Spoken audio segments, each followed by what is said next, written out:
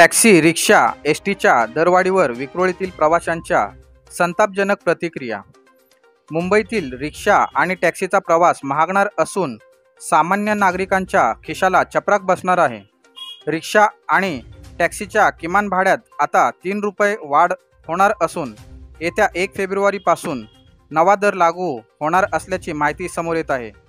मुंबईत सध्या रिक्षाचे किमान भाडे 23 रुपये तर टॅक्सीचे किमान भाडे 28 रुपये इतके आहे. त्यात 3 रुपये वाढ झाल्यामुळे 1 फेब्रुवारीपासून रिक्षाचे किमान भाडे आहे 26 रुपये तर टॅक्सीच्या किमान भाड्यासाठी मुंबईकरांना 31 रुपये मोजावे लागणार असून सामान्य नागरिकांच्या खिशाला देखील चपराक बसणार असून यावर विक्रोळीमधील प्रवाशांनी रिक्षा व टॅक्सी चालकांवर संतापजनक प्रतिक्रिया दिल्या आहेत. टॅक्सी, एसटी आणि रिक्षाचे दरवाढ जे आहे ते होणार आहेत, कसं पाहताय कडे? ही रिक्षा वाढ होते आहे ते बरोबर आहे, पण ते रिक्षा वाढवाले रिक्षाची मनमानी करतात आणि ते इकडे तिकडे जात नाहीत. इथल्या इथंच भाडे, लांबचे भाडे घेत नाहीत, वयस्कर सिनियर सिटीजन घेत नाहीत आणि ते लोक मनमानी करतात.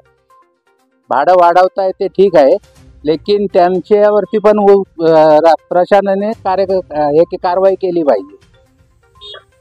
मी चेतन अहिरे, विक्रोळी मधला एक रहिवासी आहे. खरं तर ऑक्टोबर 2022 नंतरही दरमध्ये जे ते बदल झाले ते वाढलेले आहेत. पण नागरिकांना याच्यातून काय मिळणार आहे? शेवटी नागरिकांच्या खिशालाही कात्री आहे एक प्रकारची, कारण की ज्या सेवा या रिक्षा चालक, टॅक्सी चालक किंवा एसटी मधून ज्या मिळतात त्या सर्व अपुऱ्या आहेत. या विक्रोळीमध्ये तर मोठ्या प्रमाणात भाडे नाकारली जातात. मोठ्या प्रमाणात ज्या रिक्षा रिजेक्ट झालेल्या आहेत, ज्या स्क्रॅप झालेल्या आहेत त्या चालवल्या जातात. याच्याकडे मात्र प्रशासनाचं लक्ष नाही आहे, परंतु रेट वाढवून नागरिकांना हा त्रास देण्याचा एक प्रकार मला वाटतो. मी मुरलीधर रामदास लोखंडे, विक्रोळी. आज होणाऱ्या एसटी, टॅक्सी, रिक्षा यांचं जे भाडे वाढ आहे, आजच मी पेपर सकाळी वाचला. सुप्रीम कोर्टामध्ये टॅक्सीच्या आणि ओला उबेरच्या भाड्यामध्ये तफावत आहे. त्याच्याकरता सुप्रीम कोर्टाने उबेरवाल्याला तर सुनावणी केलेली आहे, परंतु माझा एक सर्वसामान्य नागरिक म्हणून माझा असा एक प्रश्न आहे रिक्षा युनियन आणि टॅक्सी युनियन यांना, की भाडं वाढलं पाहिजे. काल मर्यादानुसार रोज प्रत्येकामध्ये महागाई होत आहे, तर महागाईच्या अनुषंगाने भाडं वाढ होणे साहजिक आहे. परंतु लोकांना ज्या सुविधा तुम्ही देतात, की छोटं भाडं असेल किंवा मोठं भाडं असेल, आज आम्ही 7 नंबरला राहतो. 7 नंबरचा बिल्डिंग नंबर 412 समोर जे रिक्षावाले उभे राहतात, त्यांना जर सांगितलं आम्हाला हॉस्पिटलला साईनला जायचं आहे, ते सपशेल भाडं नाकारतात. तर अशा रिक्षावर आणि अशा टॅक्सीवर कायदेशीर कारवाई सुद्धा व्हायला पाहिजे. भाडं न वाढणं हे आमचं दुमत नाही, भाडं वाढायला पाहिजे. कारण काय माहिती आहे का, महागाई होत चाललेली आहे, सर्वसामान्य माणसाला महागाईची झळ पोहोचत आहे. त्याच्याकरता जसं कर्तव्य जसं आपण आपला हक्क जसा मागून घेतो, तसं आपलं कर्तव्य पण आपण जबाबदारीनं पार पाडायला पाहिजे. थँक्यू. नमस्कार, मी विनोद मोहिते. रिक्षा, टॅक्सी आणि एसटीचे आता दर वाढणार आहेत, परंतु सामान्य नागरिकांचे पगार काही वाढत नाही. सामान्य लोकांना जे एसटी, टॅक्सी आणि रिक्षाचा प्रवास करणे खूपच असह्य होत आहे आणि एसटीची कंडिशन बघाल तर तिचा खुळखुळा झालेला आहे. त्यामुळे एवढं व्हायब्रेट होतं आणि कर्कश आवाज येतात की सामान्य जनता, आणि दरही खूप वाढलेले आहेत एसटीचे, त्यामुळे सामान्य जनता प्रवास हा लक्झरीने करण्याचा प्रयत्न करतो आणि त्याच्यामध्ये त्यांना कम्फर्ट पण भेटतं.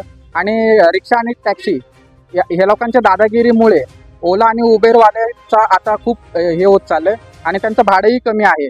त्यामुळे मला एवढंच बोलायचं आहे की हे जे दरवाढ होत आहे याच्याबद्दल सरकारने नक्कीच विचार करावा आणि लोकांना चांगल्या कशा सुविधा भेटतील याबाबत नक्कीच विचार करावा. मैं अब्दुल वहाब शेख, मैं ये बोलना चाहता हूँ कि रिक्शा, टैक्सी और एसटी वालों ने एक ऐसा किया है कि लोकल भाड़ा और नज़दीक का तो लेते नहीं है, और अगर आदमी ये करे तो उनसे दादागिरी करते हैं ज़बरदस्ती की. और ये भाड़े के बारे में भी मतलब ज़्यादा कम, पता नहीं इनका मीटर भी कैसा है, और इन लोग की दादागिरी है. तो इसमें अभी मैं क्या बताऊं, अब कुछ अपने लोग भी है, लेकिन अभी ये सब ऐसा हो रहा है तो गलत है ये. लोगों को सुविधा मिलना चाहिए सब चीज़ की, रिक्शा टैक्सी और जैसे एसटी है, यहाँ के लोगों को तकलीफ है ये चीज़ की। और क्या बताओ इसके बाद? इकडं जवळ कुठे जायचं असेल तर रिक्षेवाले आम्हाला घेऊन जात नाही, लांबचे भाडे घेऊन जातात. त्यांना जवळच्या इकडे जाण्याकरता पण स्वीकारलं पाहिजे त्यांनी. आणि रिक्षा देखील भाव वाढतंय, ते त्यांच्याकरता चांगलं आहे पण आमच्या गरिबांकरता चांगलं नाहीये. आणि रिक्षा टॅक्सी वगैरे यांचे भाव देखील 1 तारखेपासून वाढत आहे.